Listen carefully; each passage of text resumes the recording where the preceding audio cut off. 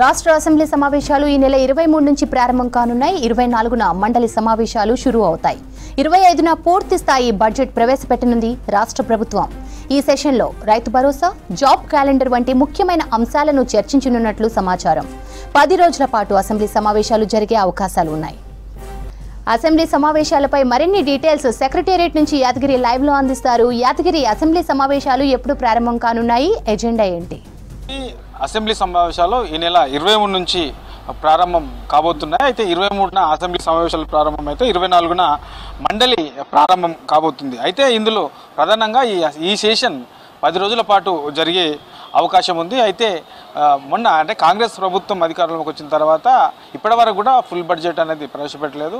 So మొన్న ప్రవేశపెట్టినటువంటి budget vote on account budget ఇప్పుడు ఈ సమావేశాల్లో, ఈ బడ్జెట్ సమావేశాల్లో ఈ ఫుల్ బడ్జెట్ అనేది ఈ ప్రభుత్వం ప్రవేశపెట్టబోతుంది.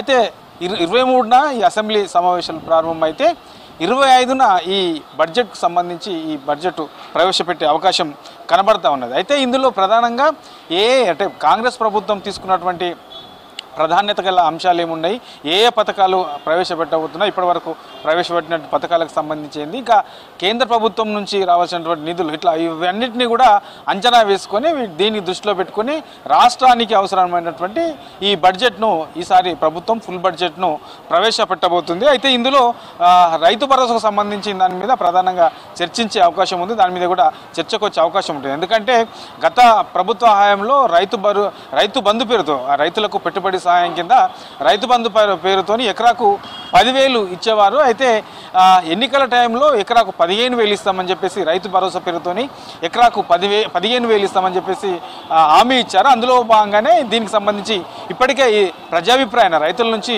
ఈ అభిప్రాయ సేకరణ కొనసాగుతూ ఉన్నది. అంటే గతంలో ఇచ్చినటువంటి ఈ రైతు బంధు అనేది చాలా కూడా చెట్లకు, గుట్టలకు, సాగులేని భూములకు ఇచ్చారని చెప్పేసి పెద్ద ఎత్తున ఆరోపణ ఉన్నది. కొన్ని జిల్లాలో కూడా ఇవి బయటపడతా ఉన్నాయి. కాబట్టి వాటిని దృష్టిలో పెట్టుకొని ఈసారి కాంగ్రెస్ ప్రభుత్వం అమలు చేసే ఈ పథకానికి సంబంధించి పూర్తి స్థాయిలో ఈ నిజమైనటువంటి అర్హులకే అందే విధంగా ప్రభుత్వం కసరత్తు చేస్తుంది. అందులో భాగంగానే ఇప్పటికే దీని మీద జిల్లాల వారీగా, ఉమ్మడి జిల్లాల వారీగా ఈ రైతు భరోసాకు సంబంధించి దీని మీద రైతులకు సంబంధించినటువంటి అభిప్రాయ సేకరణ కొనసాగుతుంది. 5 ఎకరాలకు పెట్టాలా, 10 ఎకరాలకు కటాఫ్గా తీసుకోవాలా, ఎట్లా ఉంటే బాగుంటుంది, ఇట్లా ఓవరాల్గా దీని మీద చర్చించే అవకాశం ఉంటుంది. ఇప్పటికే రైతుల నుంచి అభిప్రాయాలు వస్తున్నాయి. కాబట్టి అసెంబ్లీ సమావేశాల్లో దీని మీద కూడా చర్చించి దీని మీద ఒక స్పష్టతనిచ్చే అవకాశం కూడా ఉంటుంది. ఎందుకంటే గతంలో కేవలం పట్టాదారుకు మాత్రమే ఈ రైతు బంధు ఇచ్చేవాళ్ళు. కానీ ఈసారి పట్టదారుతో పాటు కౌలు రైతులకు కూడా రైతు భరోసా ఇస్తామని చెప్పేసి కాంగ్రెస్ ప్రభుత్వం ఇంకా కౌలు రైతులకు ఎట్లా ఇస్తారు, దానికి సంబంధించినటువంటి విధి విధానాలు ఏంటి, ఈ పట్టదారుకు సంబంధించిన వాళ్ళకి ఎట్లా ఇస్తారు, దీనికి సంబంధించినటువంటి విధి విధానాలు ఏంటి, ఈ ఎట్లా కౌలు రైతులు రాష్ట్ర వ్యాప్తంగా ఎంతమంది అర్హులుగా ఉండే అవకాశం ఉంటుంది, వాళ్లకు నిధులు ఎన్ని ఉంటాయి, ఇట్లా ఓవరాల్ గా దీని మీద కూడా చర్చించే.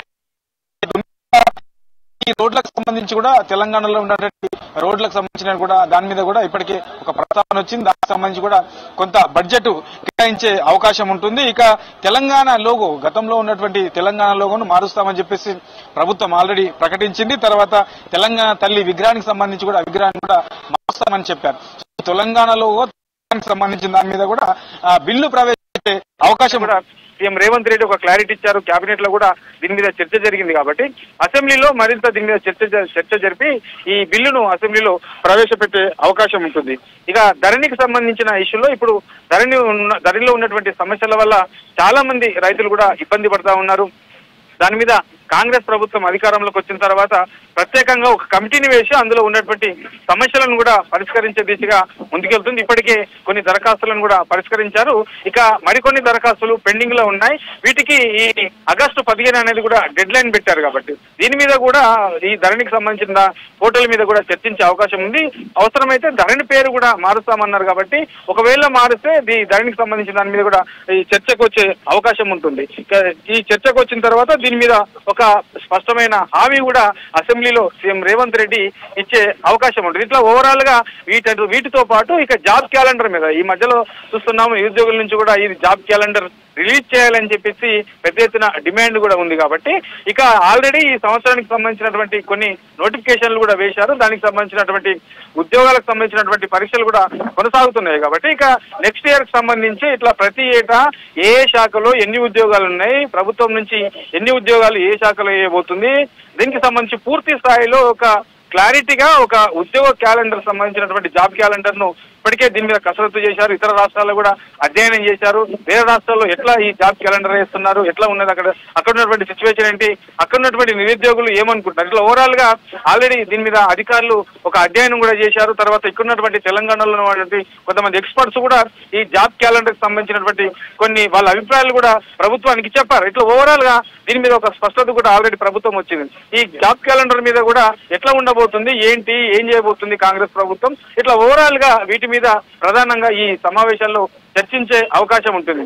ఇక బడ్జెట్ కేటాయింపులకు సంబంధించి ఆల్రెడీ ఈ కాంగ్రెస్ ప్రభుత్వం ఏవైతే ప్రయారిటీగా భావిస్తుందో ఈ 6 గ్యారెంటీలకు సంబంధించి ఏవైతే అమలు చేస్తా ఉన్నారో, ఇంకా అమలు చేయబోయే ఉన్నారో, వీటన్నిటికి సంబంధించి వీటిని దృష్టిలో పెట్టుకునే ఈ ప్రధానంగా ఈ బడ్జెట్ ఉండే అవకాశం ఉంటుంది సార్.